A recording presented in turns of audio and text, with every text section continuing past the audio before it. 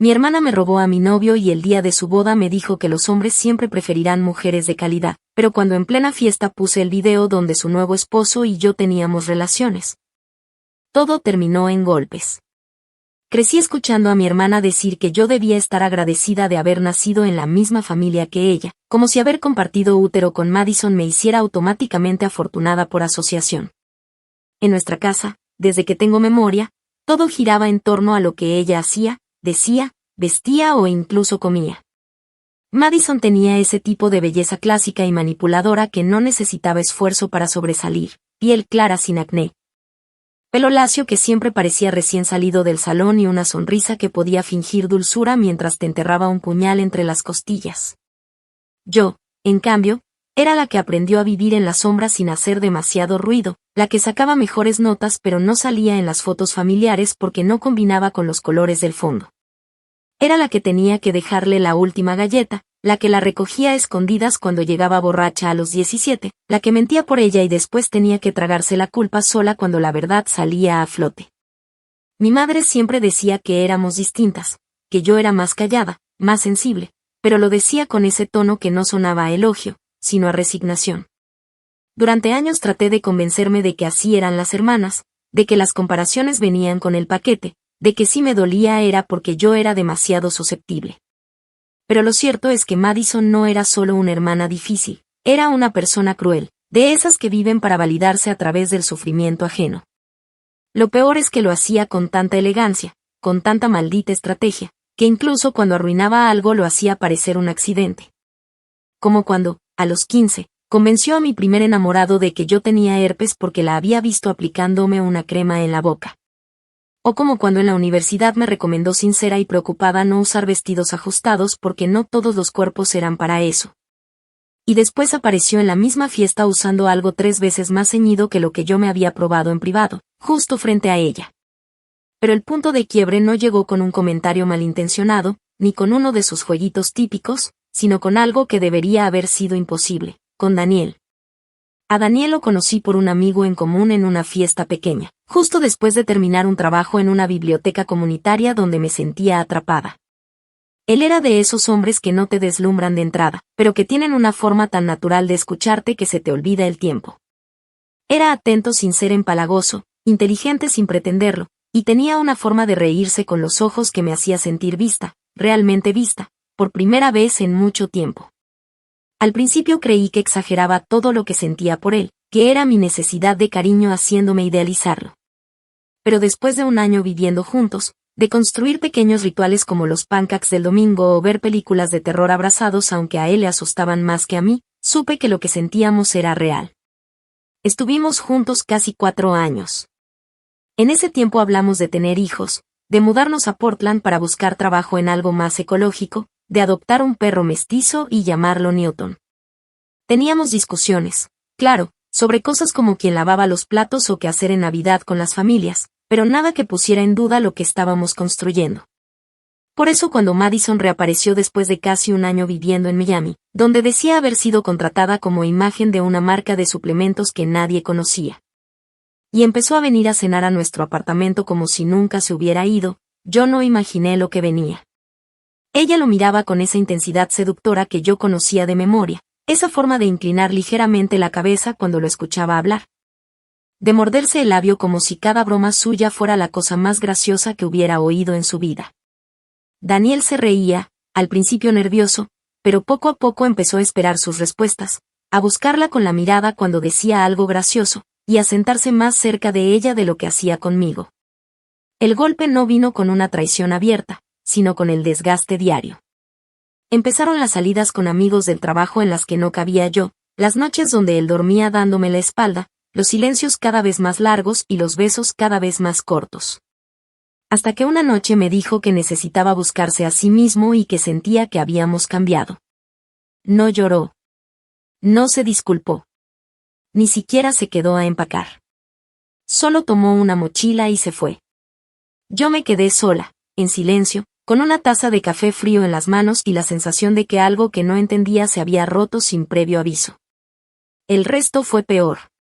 2 semanas después, abrí Instagram mientras esperaba en una cola del supermercado y vi las fotos, Madison en Charleston, en un muelle decorado con faroles, mostrando un anillo que conocía demasiado bien porque me lo había probado en una joyería del centro solo por jugar cuando Daniel me acompañó a buscar un regalo para mi madre.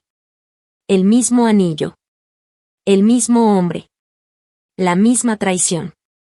Fue como si todo el aire me abandonara el cuerpo. Mi madre no dijo nada cuando la confronté, solo murmuró que el amor no se elige y que tal vez yo tenía que soltar y seguir. Mi padre cambió de tema. Mi hermana me mandó un mensaje diciendo que esperaba que pudiera perdonarla algún día, porque no podía negar lo que sentía. Yo no respondí. No lloré. No grité. Solo empecé a hacer una copia de seguridad de mis archivos viejos, y entre ellos encontré un video grabado en mi apartamento unas semanas antes de que Daniel se fuera. Un video íntimo. Un video claro. Uno que él, definitivamente, no sabía que aún existía. Me quedé mirándolo durante más de una hora. Luego lo guardé en 3 memorias USB distintas. Y por primera vez en semanas, respiré sin que me doliera el pecho. Porque tal vez sí era momento de soltar. Pero no sin que antes todos supieran exactamente con qué clase de personas estaban celebrando. Y yo no iba a permitir que la historia terminara con su cuento de hadas, no sin contar la parte que ellos preferían esconder. Actualización 1. Pasaron unas 6 semanas desde que vi la publicación del compromiso, y aunque las primeras noches fueron una especie de niebla emocional donde el tiempo parecía deslizarse sin lógica, lo cierto es que, poco a poco, empecé a moverme como si cada decisión que tomaba fuera una pieza exacta dentro de algo mucho más grande que yo misma.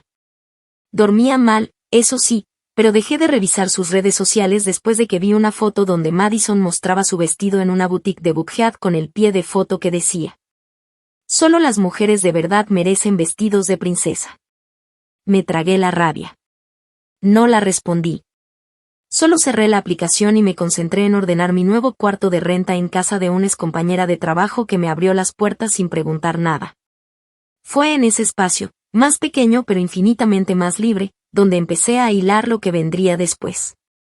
Un jueves por la mañana, mientras revisaba correos sin mucho entusiasmo, encontré entre la correspondencia una invitación elegante en tonos champaña, decorada con un lazo satinado y una caligrafía tan pretenciosa que casi me reí. Era de ellos. De Madison y Daniel. Invitaban cordialmente a su ceremonia de unión sagrada el próximo 14 de julio en un hotel histórico del centro, con recepción formal incluida. La parte que más me llamó la atención fue la notita escrita a mano al final que decía: esperamos que puedas asistir con una buena actitud. Por favor, evita opacar el evento.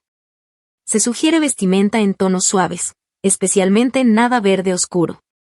Esa última frase fue como una especie de broma interna con veneno.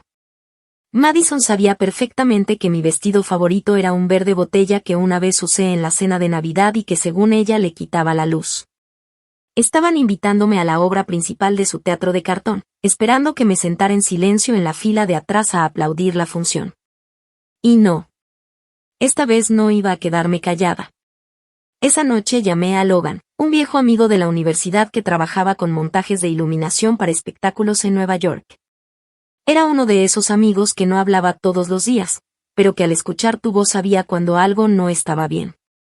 Le conté todo, sin omitir detalles, incluso cuando me tembló un poco la voz al decir que me habían reemplazado con la persona que más me humilló toda la vida. Logan guardó silencio un momento, como si estuviera procesando más que solo información, y luego dijo algo que me cambió la dirección emocional del día: ¿y si ese evento no lo usan para fingir que ganaron, sino para ver cómo se caen en tiempo real? Yo tengo formas. Me explicó que podía conseguir una entrada como técnico independiente, que conocía bien el tipo de sistemas que se usaban en eventos de lujo como ese, y que si yo quería, él podía encargarse de que cierto video se proyectara en las pantallas en el momento exacto donde todos lo verían. No me lo tuve que pensar mucho. Solo le dije que sí. Pasamos los siguientes días coordinando detalles. Logan me pidió que le mandara el video en la mejor calidad que tuviera, y también lo convirtió en un archivo compatible con los reproductores estándar que usan las salas de eventos más grandes. Lo guardó en una memoria de alta velocidad y se aseguró de que pudiera ejecutarse con un simple clic, incluso sin conexión a Internet.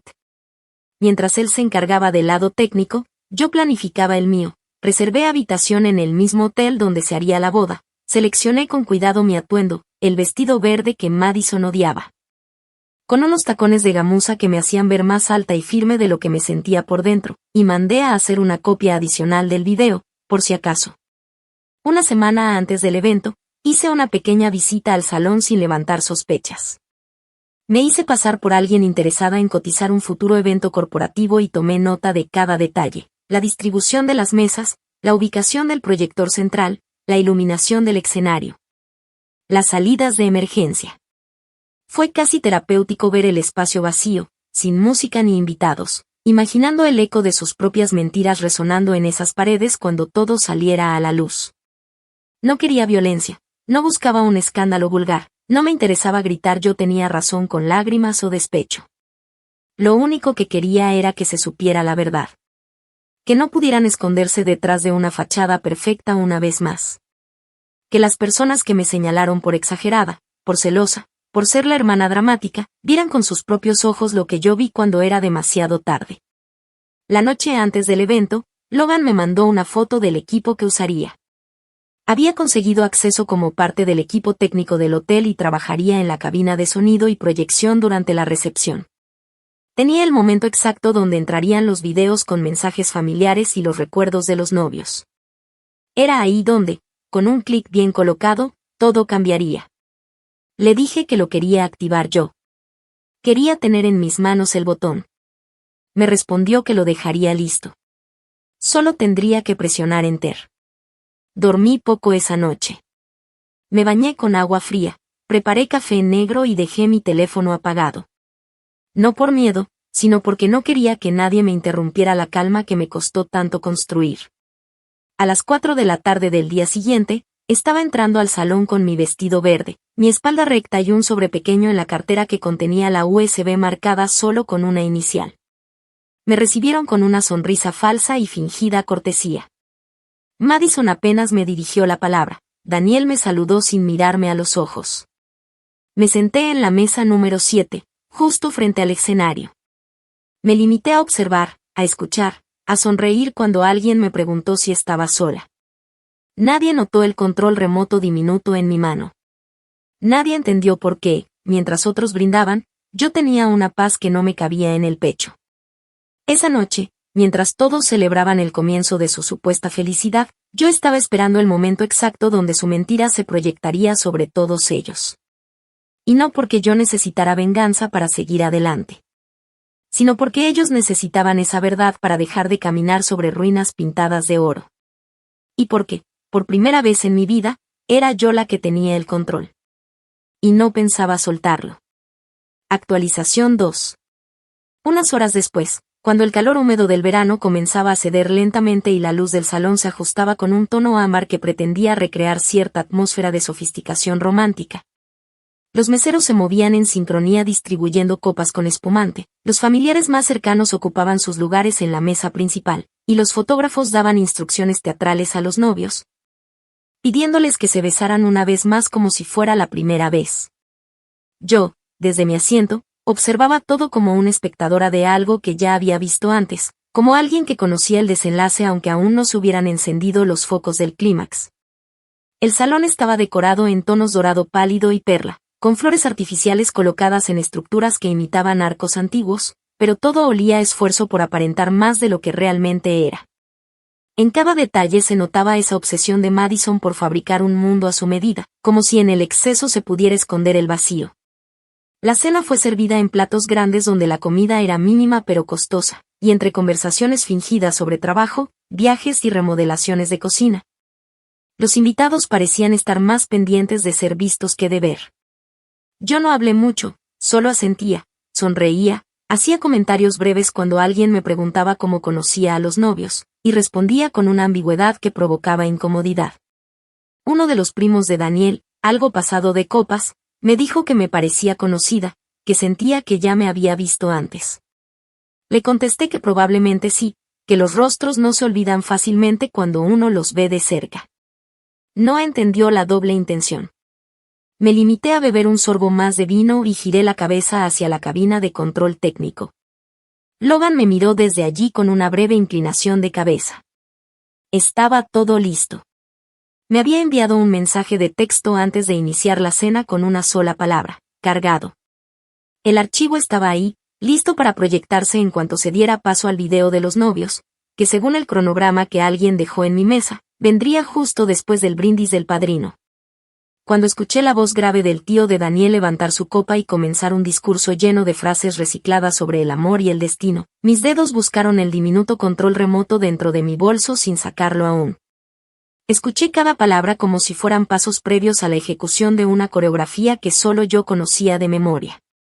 Madison fingía emocionarse, con su sonrisa congelada, dándole un sorbo pequeño a su copa para que el maquillaje no se corriera. Daniel se reía en los momentos adecuados, pero la mandíbula le temblaba levemente.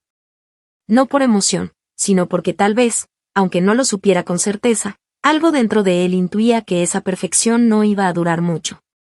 Cuando el brindis terminó, las luces se atenuaron como parte de la transición habitual en este tipo de celebraciones. Un empleado del hotel se acercó al micrófono y anunció que a continuación se proyectaría un video sorpresa preparado por familiares y amigos para conmemorar el amor de la pareja. Las pantallas se encendieron, el murmullo general se convirtió en silencio expectante, y justo en ese instante, sin mirar atrás, presioné el botón. No sentí nervios.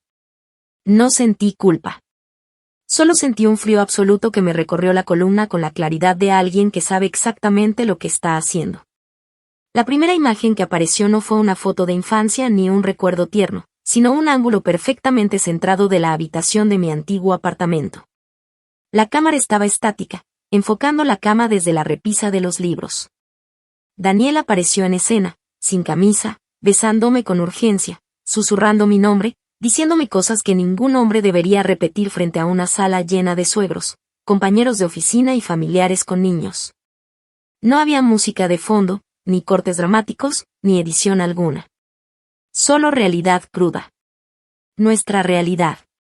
Una que ocurrió tan solo días antes de que me dijera que necesitaba tiempo para encontrarse. El salón entero se quedó en silencio. Lo único que se escuchaba eran las respiraciones agitadas de los que no podían creer lo que veían, los cuchicheos ahogados, el chocar accidental de alguna copa contra la vajilla. Alguien se levantó bruscamente de su silla y derramó agua sobre el mantel. Otra persona soltó una carcajada nerviosa que se ahogó de inmediato. Madison tardó un momento en procesarlo. Al principio frunció el ceño, luego abrió la boca y giró lentamente la cabeza hacia Daniel. Él estaba pálido. Completamente inmóvil. Solo sus ojos iban del video a ella, de ella a la pantalla, con una desesperación que comenzaba a desbordar la pose de hombre correcto que había construido durante toda la noche. Cuando en el video él se escuchó a sí mismo diciendo "no puedo dejar de pensarte aunque sepa que esto está mal", Madison gritó su nombre. No lo dijo. Lo gritó. Como si con eso pudiera detener lo que ya todos habían visto. Se levantó, tropezó con el borde de su vestido y corrió hacia la cabina de control. En ese momento, uno de los tíos, no sé si de parte de ella o de él, intentó detenerla y recibió una bofetada. La escena se volvió un caos. Logan desactivó la proyección con calma, sin moverse de su lugar, mientras Madison lo empujaba exigiendo saber quién había hackeado su boda. Alguien llamó a seguridad. Otro alguien comenzó a grabar con el teléfono. Los meseros se alejaron discretamente. Y entonces, mientras el escándalo subía de tono y los invitados discutían entre sí como si se hubieran olvidado de que era una boda, Daniel intentó acercarse a mí. No sé qué pensaba decirme. Tal vez disculpas. Tal vez una súplica absurda. Pero apenas dio 2 pasos hacia mi mesa, Madison le arrojó una copa entera de vino directo al pecho. Él se quedó ahí, con la camisa manchada, con los ojos cargados de desesperación, mientras ella, temblando, se acercaba a gritos a una de las cámaras de video profesional exigiendo que todo el material fuera destruido. Yo me levanté sin apuro, tomé mi bolso, me arreglé el escote del vestido y caminé hacia la salida. Alguien me gritó algo. No lo escuché bien. Solo sentí una mezcla de perfume barato, rabia contenida y ese silencio brutal que queda cuando alguien dice una verdad que nadie quería escuchar. No miré atrás. No porque no pudiera, sino porque no hacía falta. El trabajo ya estaba hecho. Madison tendría que enfrentar, por primera vez en su vida, algo que no podía controlar. Y Daniel tendría que reconocer, aunque fuera en el fondo más oscuro de su conciencia, que traicionarme no había sido solo un error, había sido su sentencia. Y yo, por fin, podía salir de esa sala con la cabeza en alto, sin disculparme, sin esconderme. Porque había esperado años para ese momento. Y ahora, les gustara o no, era mío. Actualización 3. Habían pasado apenas 2 semanas desde la boda, y aunque para muchos pareciera poco tiempo, la velocidad con la que el escándalo se expandió convirtió esos 14 días en una eternidad comprimida dentro de cada notificación, cada comentario, cada mirada distinta en la calle. No importaba si estabas en el supermercado, en la sala de espera de una clínica o simplemente tomando un café en un sitio público, bastaba con estar en el mismo código postal que Madison para que alguien mencionara el tema. El video, como era de esperarse, no se quedó en las paredes del salón. Alguien, probablemente uno de esos invitados que no sueltan el celular ni para ir al baño, lo grabó completo desde su asiento y lo subió a TikTok esa misma noche con el título, La boda más incómoda del año. En menos de 24 horas, tenía 500,000 de vistas. En 3 días, superaba los 5 millones. Y para el 5.º día, ya había influencers reaccionando al video en YouTube con expresiones forzadas de sorpresa mientras pausaban la grabación en momentos clave, como si eso necesitara más análisis del que ya se había hecho. Lo más curioso fue cómo la gente en Internet no tardó en unir las piezas.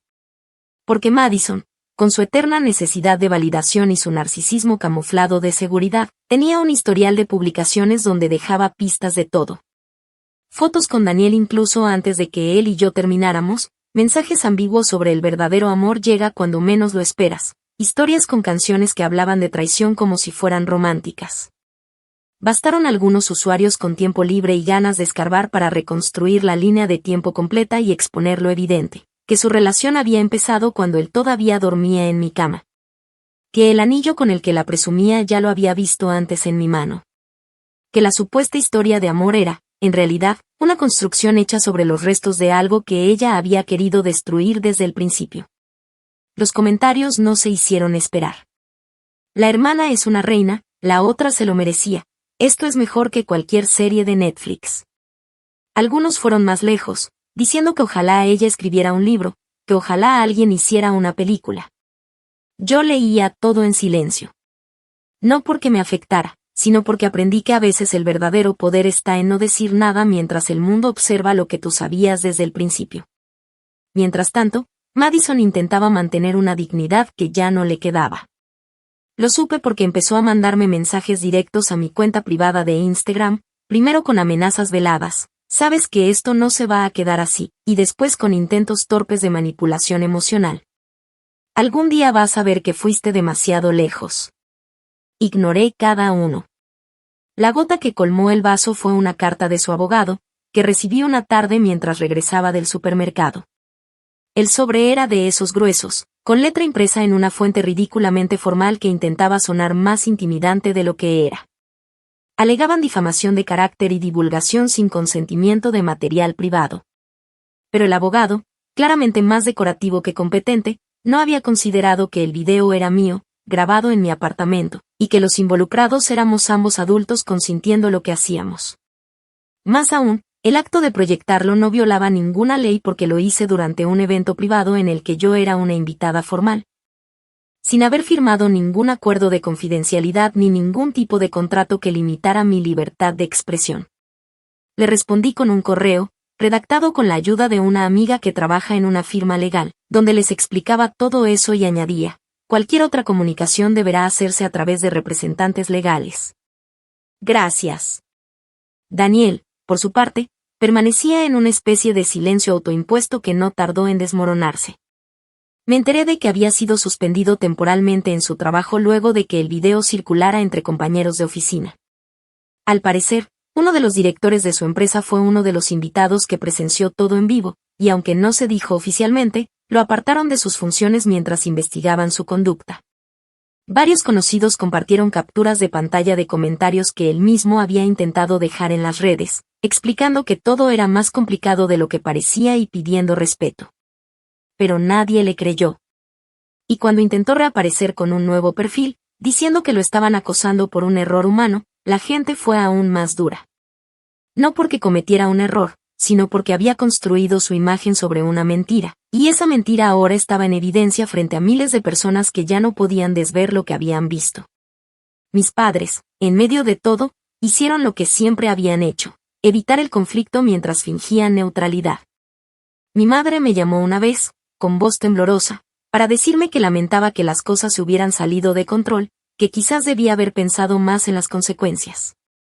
Le respondí que pensar en las consecuencias era justamente lo que ellos nunca hicieron cuando me pidieron que entendiera a Madison una y otra vez. Mi padre no dijo nada. Supongo que se escudó en el silencio como lo había hecho durante toda mi infancia, creyendo que mantenerse al margen lo convertía en alguien justo cuando en realidad solo era cobarde. Me enteré luego que Madison se había refugiado en casa de ellos, que pasaba los días encerrada en su antigua habitación sin comer bien, sin dormir, con el teléfono apagado. Algunos familiares intentaron escribirme, diciendo que no era necesario haber llegado tan lejos. Uno incluso me preguntó si había sido idea mía o si alguien más me había convencido. Les respondí con un simple no fue un impulso, fue justicia. Nadie volvió a escribirme después de eso. En paralelo, mi rutina cambió de forma radical. Me levantaba temprano, salía a correr por el vecindario, desayunaba sin apuro y volvía a retomar proyectos que había abandonado hacía años. Comencé a revisar mi portafolio de diseño gráfico, actualicé mi perfil en plataformas profesionales, y contacté a algunas personas que había conocido en conferencias pero con las que nunca me atreví a retomar el contacto. Uno de ellos, un consultor de marca que trabajaba con empresas emergentes en Chicago, se mostró particularmente interesado en mi forma de narrar y en cómo había manejado el escándalo sin entrar en debates innecesarios. Me pidió una videollamada. Durante esa charla, en la que hablamos más de ética que de publicidad, me preguntó si estaría dispuesta a colaborar en un proyecto de storytelling para marcas personales. Acepté. Era el primer paso hacia algo nuevo. No solo un trabajo, sino una vida que no tuviera como centro el daño que otros me hicieron, sino la claridad con la que decidí responder. Y aunque aún recibía mensajes de desconocidos, la mayoría eran mujeres agradeciéndome por haber expuesto algo que muchas habían sufrido en silencio. Me contaban historias similares, hermanas que les robaron parejas, exnovios que se metieron con sus amigas, traiciones familiares que nunca tuvieron espacio para ser enfrentadas. Yo las leía con respeto, con cuidado, sabiendo que en cada mensaje había una herida abierta. Les respondía con empatía, sin caer en el papel de heroína, porque no lo era. Solo era una mujer harta de callar, que un día decidió que su dignidad valía más que la imagen perfecta que otros intentaban mantener. Y si eso significaba quedar como la cruel o la loca en el cuento que ellos contaban, que así fuera. Ya no me importaba ser la buena. Me importaba ser libre. Actualización 4. Habían pasado 4 meses desde aquella noche en la que, con un solo botón, dejé que la verdad hablara por mí en la pantalla de un salón lleno de hipocresía disfrazada de amor. Y aunque al principio todo se movía en torno al escándalo, las vistas, los comentarios, los dimes y diretes, con el tiempo empecé a notar algo distinto, el silencio. No el silencio incómodo de los primeros días, donde la gente evitaba hacer contacto visual o hablaba de mí a medias en voz baja, sino un silencio nuevo, pesado pero necesario. El que llega cuando el ruido se disipa y lo único que queda es la verdad flotando en el aire, sin adornos ni excusas. Fue ahí cuando empecé a reconstruirme desde otro lugar. Ya no como la hermana desplazada ni la exnovia traicionada, sino como una mujer que por fin se había despegado de las expectativas ajenas. Madison, según me enteré por una prima lejana que aún seguía teniendo contacto con mis padres, había solicitado la nulidad del matrimonio a las pocas semanas. Intentaron mantenerlo en discreción, pero en una ciudad como la nuestra, donde todos se conocen aunque no se saluden, esa clase de cosas no tarda en salir a la superficie. Lo curioso fue que no la pidió por traición ni por abuso emocional, aunque los tenía, sino por incapacidad moral para sostener un compromiso basado en la confianza. Básicamente, quiso disfrazar su humillación con un tecnicismo que no hiciera evidente que la habían dejado en ridículo frente a toda su familia, sus amigos y miles de desconocidos. Sin embargo, esa narrativa no le duró mucho. El video seguía vivo, y aunque algunos intentaron reportarlo, otros lo resubían constantemente. Ya no era solo un clip viral, se había convertido en un testimonio público de cómo una traición maquillada de romance podía desmoronarse en cuestión de segundos. Las redes sociales, por supuesto, no fueron amables con ella. Pasó de influencer a nave, con posts sobre hábitos saludables, rutinas de skincare y frases motivacionales copiadas de Pinterest, a ser prácticamente invisible. Cerró su cuenta principal, luego abrió una nueva con otro nombre, pero los usuarios la encontraron en menos de una semana. La hundieron con comentarios pasivo-agresivos, memes, hasta edits burlones con música de telenovela de fondo. Hubo uno particularmente cruel y honestamente brillante, que comparaba su historia con el argumento de una película barata de Lifetime, y terminaba con la frase: cuando traicionas con descaro, no esperes respeto en silencio. No duró más de 3 días en esa nueva cuenta. Después desapareció. Y con ella, su vida pública. Daniel, en cambio, intentó mantener una especie de compostura profesional. Volvió a su trabajo con un perfil bajo, aceptó el silencio de sus compañeros, y se dedicó a fingir que todo seguía igual. Pero no lo estaba. Su empresa, que manejaba clientes corporativos importantes, tuvo que lidiar con la incomodidad de tener a alguien involucrado en un escándalo viral. Algunos clientes se quejaron directamente. Otros cancelaron reuniones. Me lo contó un excompañero de él, alguien con quien compartí una cerveza semanas después y que, con cierto morbo disfrazado de simpatía, me dijo que desde el video, Daniel ya no era visto como el tipo confiable del equipo. Era un chiste. Una anécdota. Un ejemplo de lo que no se debe hacer si quieres ascender. Me contó que incluso en una presentación frente a nuevos empleados, uno de los jefes dijo, medio en broma: siempre cuiden su reputación, nunca saben quién tiene acceso al proyector. Yo fingí reírme. Pero por dentro, lo disfruté. En mi vida las cosas se movían a otro ritmo. Había aceptado una oferta laboral en una agencia de relaciones públicas en Chicago. Una firma mediana, con buena reputación y un enfoque en manejo de crisis y storytelling de marca. Lo irónico del asunto es que fue precisamente mi perfil público, y como manejé todo el asunto sin entrar en una guerra sucia, lo que les llamó la atención. Me dijeron, sin rodeos, que les gustaba cómo convertí una experiencia destructiva en una narrativa poderosa. Acepté sin dudarlo. Dejé la ciudad en la que crecí con una maleta grande, mi computadora portátil, y una sensación de cierre que no había sentido nunca antes. El trayecto por carretera fue largo, pero terapéutico. Durante esas horas en las que el paisaje cambiaba y las estaciones de radio pasaban de country a rock clásico sin orden aparente, me permití llorar. No por nostalgia. No por tristeza. Lloré por la rabia que me tragué tantos años. Por todas las veces que callé. Por cada cumpleaños donde me hicieron sentir menos. Por cada vez que elegían a Madison antes que a mí. Lloré. Y luego se me secó el alma. No quedó espacio para culpas. Una vez instalada en Chicago, la ciudad me recibió con un clima impredecible y una gente que caminaba apurada incluso cuando no tenían a dónde ir. Me gustó. Había algo reconfortante en estar rodeada de extraños que no sabían nada de mi historia. Empecé a trabajar en campañas interesantes, algunas para figuras públicas con problemas de imagen, otras para marcas que querían reinventarse después de errores garrafales. Me di cuenta de que entendía el daño reputacional mejor que nadie, no por libros, sino por experiencia. Y eso me convertía en una aliada valiosa. Mis ideas eran escuchadas, mis propuestas tenían peso, y por primera vez no sentí que tenía que disculparme por existir. Logan me visitó unas semanas después. Vino a pasar un fin de semana, trayendo vino y películas antiguas. Me abrazó como si el tiempo no hubiera pasado y me dijo, sin preámbulo, lo volvería a hacer. Pero esta vez lo grabaría desde un mejor ángulo. Nos reímos hasta que nos dolió el estómago. No hablamos mucho de la boda. No hacía falta. Ya era parte de un capítulo cerrado.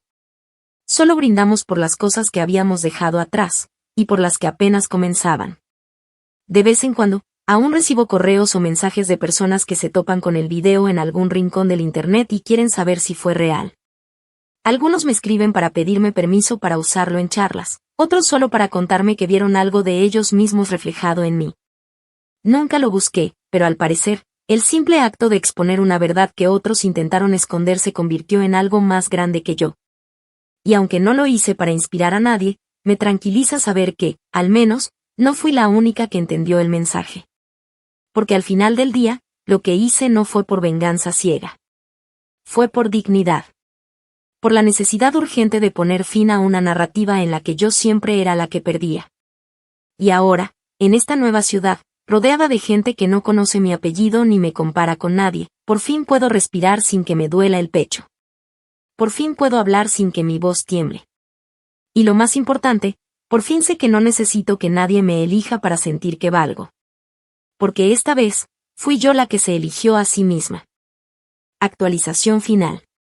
Un año exacto después de esa noche donde todo se derrumbó frente a una pantalla y unos cuantos clics, me encontraba sentada en el alféizar de la ventana de mi apartamento en Chicago. Con una copa de vino tinto en una mano y la brisa del lago entrando por las cortinas apenas abiertas.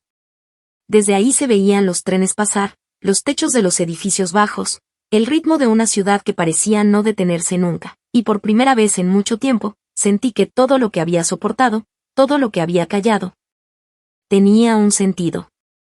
No porque el sufrimiento sea un camino válido hacia el crecimiento, sino porque había aprendido a dejar de justificar lo que otros me hicieron con la excusa de que así son las familias o el amor a veces duele. A esas alturas, no necesitaba más lecciones. Lo que necesitaba era mirar hacia atrás con la tranquilidad de haber respondido de una manera que no se me pareció a ellos. En esos 12 meses pasaron más cosas de las que podría haber imaginado. La agencia en la que trabajaba me ofreció un ascenso después de que una de mis campañas ayudó a un cliente importante a recuperar su reputación tras un escándalo. A nivel personal, había conocido a personas nuevas, sin relación con mi pasado, que no me miraban como la hermana de Madison ni la exnovia de Daniel, sino como una profesional que sabía escuchar, pensar y resolver. Mi nombre, ese que antes me parecía una sombra opacada por el brillo falso de otros, se volvió mío otra vez. Lo firmaba en contratos, lo usaba con propiedad en reuniones, lo decía sin vergüenza cuando alguien me preguntaba quién era.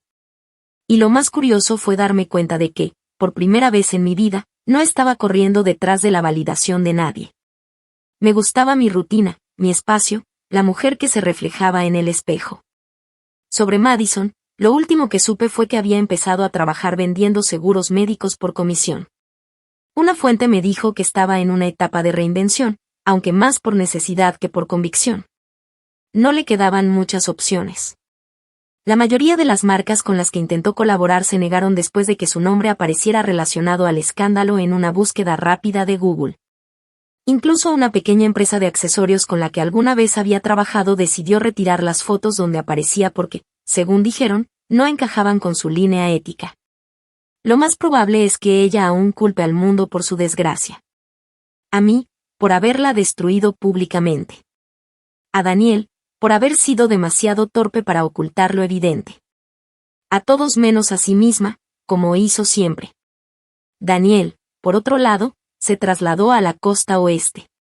Supe por un conocido mutuo que está trabajando de forma remota para una startup de tecnología que no lo expone demasiado al público. Aparentemente, asiste a sesiones grupales para reconstruir la autoestima después de crisis personales. No me sorprendió. A él siempre le costó mirarse al espejo sin una narrativa decorada. Me pregunto si en algún momento reconoció el daño que causó. Si alguna vez pensó que yo merecía algo más que el abandono disfrazado de introspección. Pero ya no me quita el sueño. Él puede seguir buscando su identidad en conferencias de autoayuda o retiros de fin de semana. Yo ya no soy parte de ese capítulo. Mi madre me ha llamado un par de veces desde entonces. Insiste en que la familia debería repararse, que deberíamos hablar de mujer a mujer, como si el vínculo sanguíneo sirviera de escudo para justificar todo. Me pregunta si no me arrepiento. Me dice que la gente olvida, que las cosas pasan, que todo esto ya no importa. Y yo le respondo con una calma que antes no tenía, que el olvido no es un acto de bondad, sino de conveniencia, y que si algo aprendí de todo esto es que perdonar no siempre es sinónimo de sanar. A veces sanar implica poner distancia. A veces, El verdadero perdón es no permitir que vuelvan a tener poder sobre ti. Mi padre no ha dicho una sola palabra. Envían tarjetas de cumpleaños que no abro. Mensajes que no contesto. Y no por resentimiento, sino porque hay decisiones que no merecen retroceso. Porque no quiero volver a ser parte de una familia donde el silencio es más importante que la justicia, donde la imagen lo es todo y la verdad se barre debajo de la alfombra mientras se sirve pastel en vajilla fina. Hay una libertad inmensa en decir no quiero volver. Y yo aprendí a abrazarla. En cuanto a Logan, él sigue siendo parte de mi vida. No somos pareja, al menos no en el sentido tradicional, pero compartimos una intimidad que va más allá de las etiquetas. A veces duerme en el sofá de mi estudio, otras cocinamos juntos mientras escuchamos música vieja, y de vez en cuando me sorprende con entradas para algún evento que yo ni sabía que quería ver. Tenemos un pacto tácito de no romantizar lo que no hace falta. Pero si algo siento es que con él no tengo que fingir. Él vio lo peor de mí y se quedó. No para salvarme, sino para recordarme que no tenía por qué hundirme sola. Y eso vale más que cualquier promesa de amor eterno.